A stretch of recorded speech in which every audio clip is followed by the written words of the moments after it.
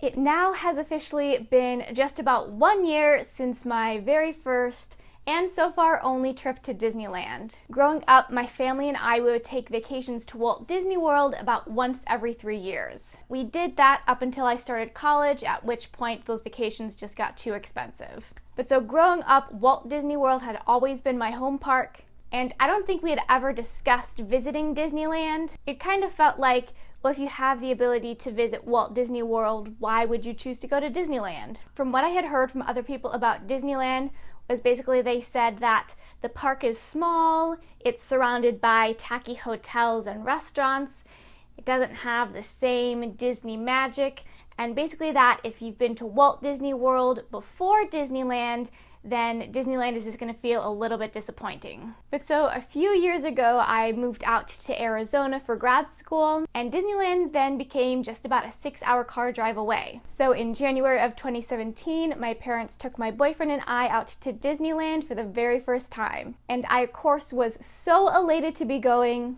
It had been my longest break ever since being at a Disney park, so I was really excited just to get back to the parks, and I was also excited to see what Disneyland was actually like. And so I wasn't certain if Disneyland was going to be like what I had heard it might be like from other people. So there was a lot of excitement, but still also quite a few unknowns. So in this video, I wanted to talk about some of the most surprising and unexpected things that I noticed during my first trip to Disneyland. And I think this will be most applicable to people who are familiar with Walt Disney World and have visited there before, but also just to anybody who has not yet visited Disneyland and is thinking about going. So touching on the first point that I had brought up about what I've heard other people say is that Disneyland is small. So I will say, yes, I was surprised when first entering the park of just how tiny Sleeping Beauty's castle was. You kind of first walk down Main Street and are like, oh, is that the castle way down there? So it doesn't have the same jaw-dropping grandeur that Cinderella's castle does. But this rings true for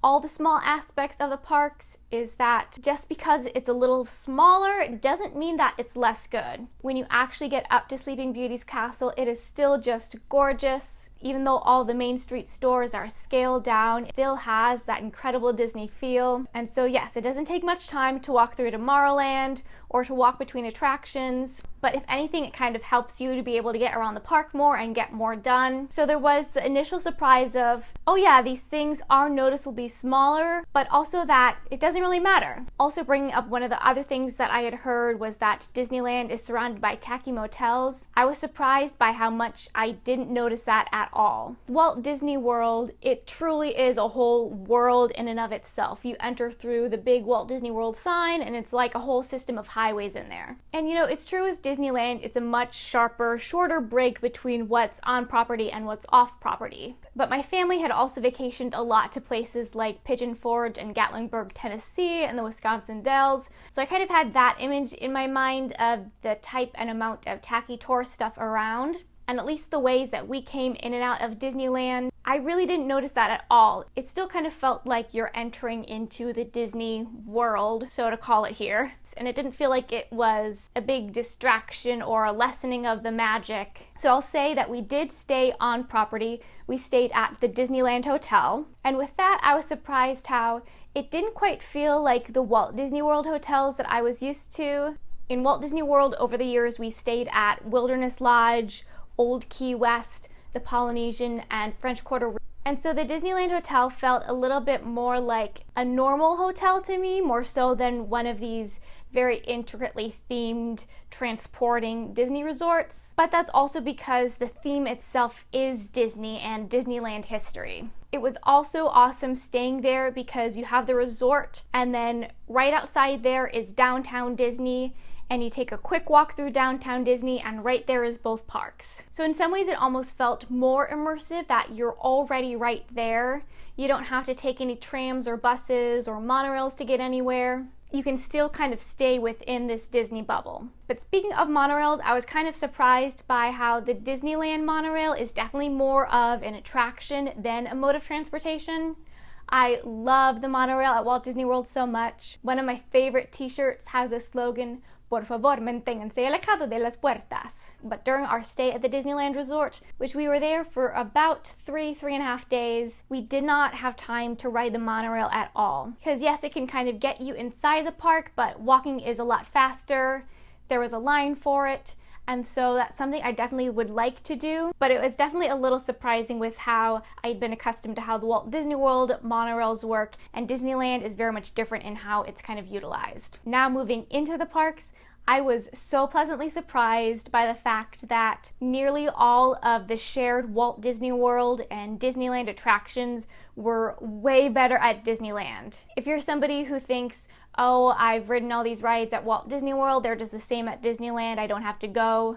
Wrong thinking. Pirates of the Caribbean at Disneyland, I didn't know pirates could be that amazing. The beginning starting in the bayou with the Blue Bayou restaurant right there, it's so much longer and more detailed. The Haunted Mansion, where it's the stretching room that actually takes you down, was so cool, because as a kid I had always heard about the trivia that one of the Haunted Mansion stretching room, it takes you down, and the other one, the ceiling just goes up, and I was always like, well, which one is which? But at Disneyland it's like, okay, you know you're being in the elevator taken down. It's pretty cool. I'll also say Space Mountain at Disneyland was so much fun. I'd never been the biggest fan of Space Mountain at Walt Disney World.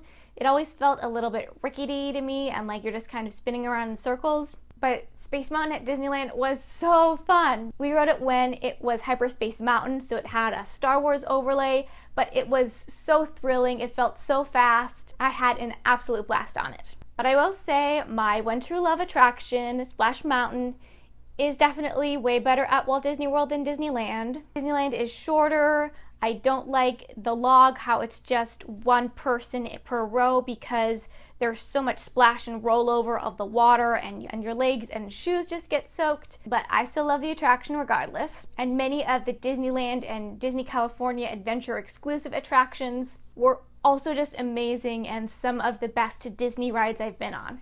Indiana Jones at Disneyland was truly so much fun. We only got to ride it once and I wish I could have ridden it just again and again.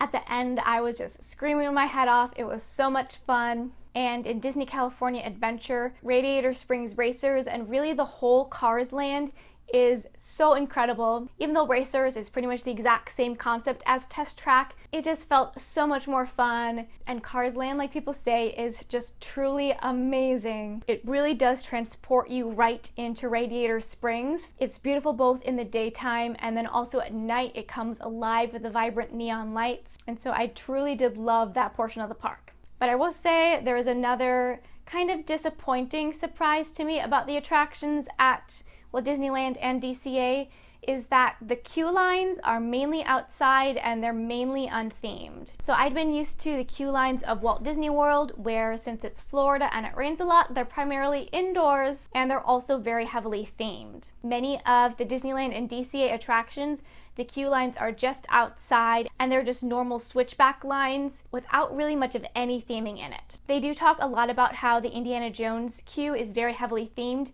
which it definitely is, but I think it kind of gets talked about so much because the other queues don't really have too much to them. Like for example, with Toy Story Midway Mania at Walt Disney World, it is such a fun, immersive queue. It's like you're shrunk down to the size of a toy, and it's like all of Andy's toys are out there. But the DCA version, they did have the big Mr. Potato Head animatronic, but otherwise it's primarily just outdoor lines zigging back and forth.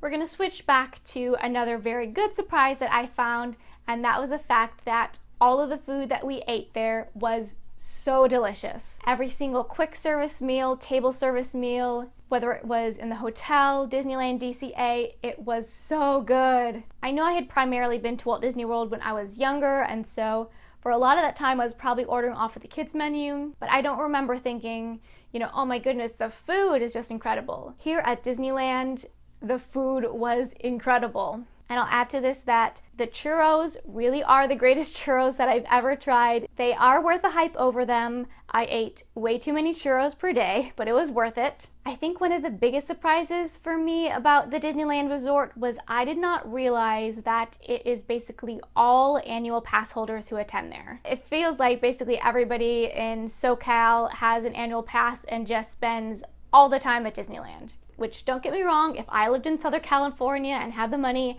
I too would be at Disneyland every single day. But annual pass holders experience the park in a much different way compared to first-timers or other guests who are coming in specifically for a vacation at the resort. The annual pass holders also seem to kind of feel to have the need to all be the first to do any new thing that they have at the resort. So when we went there, the Main Street Electrical Parade had just come back about the week prior. And I remember they were releasing some really cool merchandise for it. They had a limited release pin that I was really excited to get to commemorate my first trip there. And that limited release pin, I believe, sold out in a day or two. And this is true for a lot of new merchandise associated with things or just new things that pop up in the resort, because many annual pass holders have such easy and continuous access to Disneyland. Whenever there's something new, they gotta be the first ones to get it or to try it out. So I would say visiting the Disneyland Resort as a vacation guest might be a little bit more enjoyable when there isn't something brand new that's just come back or been released or going on.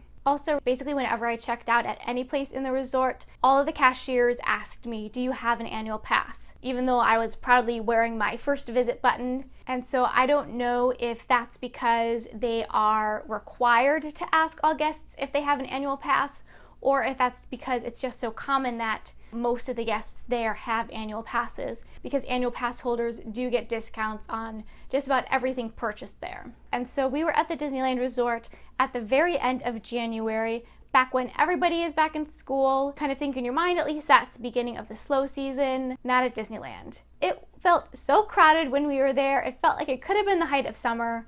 I'm sure the actual summer crowds are far worse, but because of the annual pass holders, Disneyland's off seasons don't really match with what Walt Disney World's off seasons are. The off seasons at Disneyland are when there are the most annual pass holder blackout dates. And so I know annual pass holders really fuel the park, and they also ensure that Disney keeps things fresh there. And I wanted to end with one final surprising and unexpected thing is I was not anticipating just how badly I would want to go back to Disneyland right away. Disneyland really does capture your heart. Knowing that you're there in Walt's original park really holds a lot of meaning and magic. The cast members there truly are magical. And to go back to something that I said in the beginning, I had heard people saying that if you've experienced Walt Disney World first and then go to Disneyland, you're going to be disappointed by Disneyland.